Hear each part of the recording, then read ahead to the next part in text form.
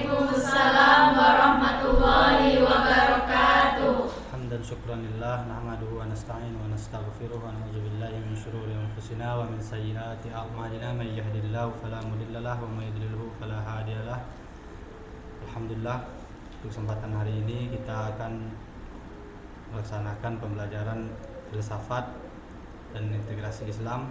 Untuk materi hari ini kita akan memasuki materi subjektif, objektif, dan konstruksi.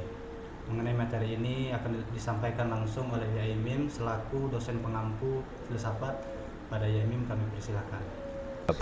Baik, assalamualaikum warahmatullahi wabarakatuh. Waalaikumsalam warahmatullahi wabarakatuh. Alhamdulillahi wa ba'd. Terima kasih Mas Amsal selaku moderator pada muhadharah al-yauma, muhadharah al-yaum. Nanti al-yauma an-nazariyah, subjektif dan objektif serta konstruktif. Duluan mana sih objektif dan subjektif itu? Duluan objektif ya. Kalau kita berpikir ya, kalau kita menggunakan rasio kita, dulu mana objektif, subjektif itu? Dulu objektif. Karena benda itu lebih dulu ada, namanya diberi nama, ya, baru dimaknai oleh subjek. Tapi ini sebenarnya bicara itu nggak ada hentinya. Itu sama dengan bicara dulu mana telur dengan ayam. Itu nggak ada habisnya itu. Ya wis akhirnya itu ya gitu. Maka berpikir filosofis itu tidak ada habisnya, karena kita berpikir mulai dari radikal ya istilahnya. Dalam berfilsafat itu ada istilah radikal. Radikal dengan radikalisme beda loh ya. Kalau radikalisme itu klasifikasi keberagamaan berdasarkan hasil penelitian mereka ya. Tapi kalau radiks ya, itu pola pikir filosofis, yaitu berpikir dari akar sampai dengan daun. Berpikir sampai akar-akarnya itu loh. Pokoknya ditanya sampai habis dengan paradigma 3, ontologis, epistemologis, aksiologis. Apa, bagaimana, untuk apa. Apa itu sampai apa. Nah, yang apa ini kemudian melahirkan teori objektif ya. Yang bagaimana itu melahirkan teori subjektif. Yang untuk apa ini melahirkan teori hedonistik ya. Yang objektif ini materialistik, yang subjektif ini apa? Spiritualistik gitu. Materialistik, spiritualistik, lahirnya namanya hedonistik. Jadi maka materialistik itu enggak materialistik itu tidak jelek.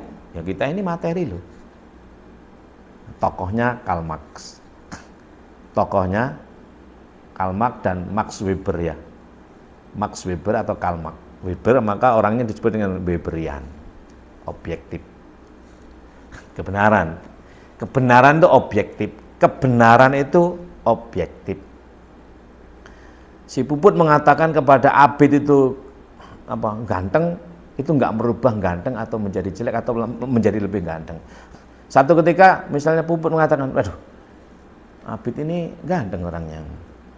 Apa dia berubah? Tetap objektif kan? Sekalipun subjek enggak patek ganteng ternyata. Ya tetap aja orangnya itu loh, tetap aja. Oh, ganteng juga ya loh, tetap itu loh. Oh, lumayan. Oh, lumayan ganteng, enggak patek ganteng. Itu kan subjektif, ya.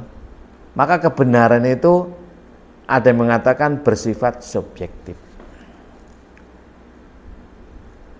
Ada yang mengatakan bersifat objektif. Kebenaran yang bersifat objektif ya begitu itu.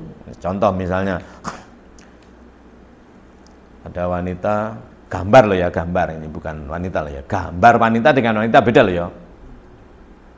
Mas Habib saya mau tanya, gambar wanita dengan wanita itu sama enggak? Foto wanita telanjang dengan wanita sama enggak? Nah, foto wanita telanjang dosa enggak? Nah ini ya. Foto kok dosanya gimana dah? Sekarang nanti akan melahirkan teori dosa. Sekarang kalau ada foto wanita telanjang, fotonya indah banget, kulitnya bersih, pokoknya indah loh, bagus. Itu menurut Mas Abid gimana? Mas Abid mengatakan gimana? Saya tanya, Mas tak tunjukin ya, aku nggak duwe soal gambarnya. Misal saja, ini ada foto telanjang bulat wanita, cantik sekali. Itu baik nggak? Menurut Mas Abid, bagus apa enggak? Bagus ya. Bagus. Menurut Mas Abid bagus ya? Nah, ini ditanya, saya tanya, foto wanita cantik, indah sekali, ya toh? Mas Abid mengatakan bagus. Pintar kamu berarti. Namanya udah indah kok ya. Nah kecuali kalau foto wanita gelap gulita jelek sekali, bagus enggak? Jelek. Sudah dikatakan enggak bagus kok dikatakan bagus. Ya. Tapi ada loh kiai yang tak tunjukin foto wanitanya.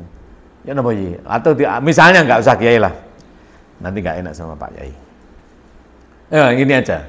Seorang ketua MUI misalnya Majelis Ulama Indonesia, kabupaten atau kota Malang ditanya oleh wartawan, Yai, bagaimana hukumnya foto wanita cantik telanjang bulat?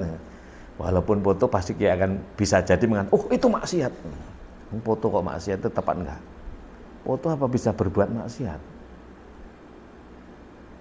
Maka di dalam filsafat itu ada cara berpikir barang, pekerjaan, sifat, sebutan atau nama. Barang melakukan pekerjaan, barang berarti orangnya kan. Kalau kamu Puput melakukan pekerjaan, ya, af'al namanya, Puput melakukan pekerjaan, maka kamu akan bersifat, sifat akan memberikan sebutan atau nama. Kalau Puput ini orang ya melakukan mengaji disebut pengaji, maka dia bersifat mengaji, tukang ngaji itu. Sebutannya pengaji atau tukang ngaji. Mohon maaf ya, misalnya ganti siapa ya? Siapa ya? Sus misalnya. Sus nama orang tak? Laki apa perempuan tak Sus? Bisa perempuan bisa laki. Nah, ya. Lek Susanto laki, lek Susi bisa laki. Nah, ini Sus misalnya. Ini melakukan pekerjaan. Af'al kan, berafal. Apa misalnya? Jual diri misalnya. Bisa laki bisa perempuan ya. Atau berzina misalnya. Maka dia bersifat berzina, sebutannya tukang zina. Jadi sesuatu itu disebut atau bersifat karena melakukan sesuatu. Kalau nggak melakukan, nggak bisa disebut dan nggak bisa dihukumi. Loh, gambar apa bisa melakukan? Gambar wanita cantik telanjang bulat, maksiat nggak? Loh, maksiat itu kalau melakukan perbuatan maksiat itu loh. Itulah ada gambar berzina loh, baru maksiat. Oh, gambar apa iso zina? Lagi sembulat lagi. Kalau begitu yang dosa siapa? Yang delok apa barangnya? Lah ini. Maka dalam teori kebenaran itu kamu selamanya akan menjadi orang benar selagi Anda tidak menyalahkan orang dan menyalahkan dirimu. Kalau kamu menyalahkan dirimu atau menyalahkan orang lain, baru kamu menjadi orang salah. Oh, Abid ini salah, ini berarti aku salah. Tapi kalau aku nggak menjustifikasi Abid, berarti aku orang benar. Maka kebenaran itu bersifat objektif dan subjektif. Bisa bersifat objektif apa adanya, bisa bersifat subjektif seperti keadaannya. Keadaan subjektif akan merubah kebenaran, keadaan objektif selamanya akan benar. Objektif itu nggak bisa disalahkan, mau objektif kok salah gimana toh? Salah itu ketika subjek itu menyalahkan. Berarti yang salah itu bukan objek, yang salah adalah subjek. Objek tidak pernah salah. Kalau ada kucing misalnya kukur-kukur itu di situ, salah apa benar? Benar saja. Baru kamu menjadi orang salah kalau kamu salahkan. Maka al-haqqu mir rabbika fala takunanna minal kebenaran dari Tuhanmu ada lewat utusannya ada dalam dirimu, dalam surat Al-Baqarah 147 itu. Apa kebenaran itu? Kamu tidak ragu. Kalau kamu ragu, berarti kamu salah. Ya apa enggak penyakitan lagi? Kamu salah berarti. Tapi kalau kamu yakin, ya udah, kamu benar. Selamanya kamu akan menjadi orang benar selagi tidak menyalahkan dirimu, apalagi menyalahkan di luar dirimu. Kalau kamu menyalahkan dirimu, kamu menjadi orang salah. Kalau kamu menyalahkan di luar dirimu, baru kamu salah. Selagi kamu tidak menyalahkan orang lain sebagai subjek, orang lain objek, maka dirimu adalah orang benar. Catat ini. Maka kebenaran itu bisa objektif, bisa subjektif. Tapi orang yang berpegang pada teori kebenaran objektif, bahwa kebenaran itu objektif, tidak subjektif. Apa itu? Objektif tak apa adanya. Orang mau berkata apapun, si Puput mengatakan begini, si Eni, Leni, kemudian Eka, berbeda, maka kebenaran dia tidak akan berubah, tetap objektif. Nanda beda, sama. Ya, Amsal beda, tetap tidak merubah. Yuni Shara ki ayu para tahu nggak Yuni Shara? Oh nggak tahu ya. Artis yang sekarang siapa? Tahu nggak Yuni Shara? Oh tahu ya. Cantik apa enggak? Cantik ya. Cantik nggak? Cantik mana dengan siapa yang ayu saiki?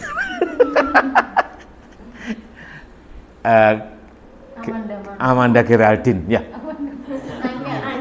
Anya Geraldine. Ayuan mana? Cantik mana? Ya ayuan Anya, ya masa sih wis tuwek lho. Ya itu subjektif. Walaupun dia mengatakan ayuan Yuni Shara nggak akan berubah lebih cantik, si Anya tidak berubah menjadi lebih jelek. Tetap objektif. Anda akan menyalahkan. Anda akan menjadi orang salah kalau menyalahkan. Selagi Anda masih memberikan penilaian pada ketepatan, Anda tetap dalam tepat dan Anda tetap dalam kebenaran. Maka sebenarnya dosa itu tidak ada. Selagi Anda tidak menuduh orang lain berbuat dosa. Selagi Anda tidak merasa dirimu itu berdosa banyak, Anda akan berdosa. Kenapa? Anda yakin Allah itu walaupun kita berdosa, maghfirahnya lebih besar. Kecuali kalau Anda, ya Allah dosaku sudah gak mungkin diampuni karena kamu kecil ampunanmu, baru kamu dosa. Tapi selagi kamu masih yakin bahwa Allah itu maghfirahnya lebih besar daripada dosamu, ya nggak ada dosa itu. Itulah yang dikatakan oleh Abu Nawas. Abu Nawas pernah mengatakan begini, siapa Tuhan itu kaya, masih kayaan saya. Saya lebih ana aghna minhum. Wala walad wala wala. Ya. Sedangkan saya punya anak, dia nggak punya. Makanya Allah itu suka kepada kamu yang pinter yang. Saya kembali kepada ini molak-malik nanti. Objektif, subjektif, konstruktif. Kebenaran itu bersifat objektif. Ya, walaupun orang mengatakan salah, orang mengatakan benar, orang mengatakan baik, orang mengatakan baik, objek tetap objektif, tidak berubah. Sementara yang lain mengatakan tidak objektif, tapi subjektif. Maka bagaimana seperti apa, itu bergantung subjek. Oleh karena itu kesimpulan sesuatu itu ditentukan oleh subjek masing-masing. Satu subjek bisa berbeda dalam simpulan karena situasi yang tidak sama, kondisi yang berbeda. Dari dua teori ini, antara objektivismusnya Emile Durkheim, tokohnya, pengikutnya disebut dengan Durkheimisme, Durkheimian, dengan Weberian, yaitu subjektif, dua ini, maka lahirlah namanya teori konstruktif. Tokohnya Peter Berger. Pengikutnya disebut dengan Bergerian. Konstruksi. Maka ada kebenaran itu tidak objektif, tidak pula subjektif, tapi terjadinya dialektika dinamis antara objek dengan subjek, antara subjek dengan objek. Antara subjek dengan subjek terjadi namanya proses eksternalisasi. Maka eksternalisasi itu disebut dengan eksternalisasi subjek terhadap objek. Internalisasi objek terhadap subjek secara dinamis, maka lahirnya namanya konstruksi. Maka kebenaran sesuatu, simpulan sesuatu itu bersifat konstruksi atau bersifat konstruktif. Saya mengatakan baik sekarang, Itu oleh karena saya sebagai subjek melihat objek, maka saya sebagai subjek mengeksternalisasi terhadap objek, lalu objek saya internalisasi, saya internal, saya tarik menjadi oh kalau begitu konstruksi. Oh kalau gitu ini baik. Besok belum tentu begitu, dinamis kan? Padha ae sakjane. Mecek roh ngono lho. Maka secara kebenaran itu objektif, kebenaran itu subjektif, kebenaran tidak objektif, tidak subjektif, tapi terjadi dialektika dinamis antara objek dengan subjek, namanya konstruksi. Yang pertama tokohnya Emile Durkheim, Durkheimian pengikutnya. Yang kedua Max Weber, Weberian namanya. Yang ketiga adalah Peter Berger, Bergerian namanya. Silakan baca bukunya. Ya, silakan. Tapi mau coba buku mumet. Ya. Sampai di sini bisa ditangkap ya. Ini udah mendekati waktuan. Udah. Mama berapa menit, Mah? 12. Oke. Saya kira begitu dulu. Jadi teori objektivismus, teori subjektivismus, dan teori konstruksi sudah selesai. Ya, nanti silahkan kembangkan sendiri. Nanti dilihat lagi, diputar-putar ulang di YouTube. Ya. Dua materi hari ini, yaitu objek kajian filsafat, kemudian teori subjektif, teori objektif, dan teori konstruksi, atau teori objektif, subjektif, konstruksi. Emile Durkheim, Max Weber atau Weberian, kemudian Peter Berger. Ada yang tanyakan nggak? Atau nggak saya tanya? Aku capek. Biar kalian juga siap-siap mengikuti kuliah Pak Ur ya. Silahkan di sini atau seenaknya.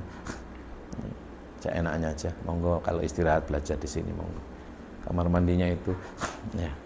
Kalau ingin lihat rekreasi di belakang ada. Saya kira begitu dari saya selaku pengampu dosen mata kuliah filsafat dan integrasi Islam kelas MPPA Magister Pendidikan Bahasa Arab Pasca Sarjana UIN Maulana Malik Ibrahim Malang ini kelas B. Saya akhiri, waktu saya kembalikan kepada moderator Mas Amsal. Wassalamualaikum warahmatullahi wabarakatuh. Waalaikumsalam warahmatullahi wabarakatuh. Syukran jazilan, terima kasih banyak kepada Kak Imin sudah membarengi pembelajaran pada hari ini. Untuk selanjutnya penutupan, mengakhiri perjumpaan kita pada hari ini. Kenalkan satu-satu. Ya. Oh, kenalkan. Ya. Oh, baik, itu selanjutnya perkenalan. Kenal saya.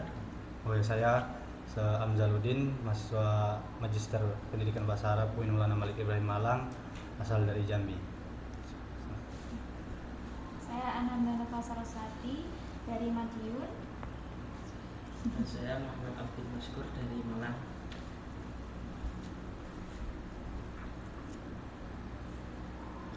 Saya Eka Silvia Komero dari Makassar. Saya Rini Opriana dari Medan. Saya Nurko Adam dari Tuban. Baik, syukron ala ihtimamikum wa akhirul kalami wa kafina bihaza. Assalamualaikum warahmatullahi wabarakatuh. Waalaikumsalam warahmatullahi wabarakatuh.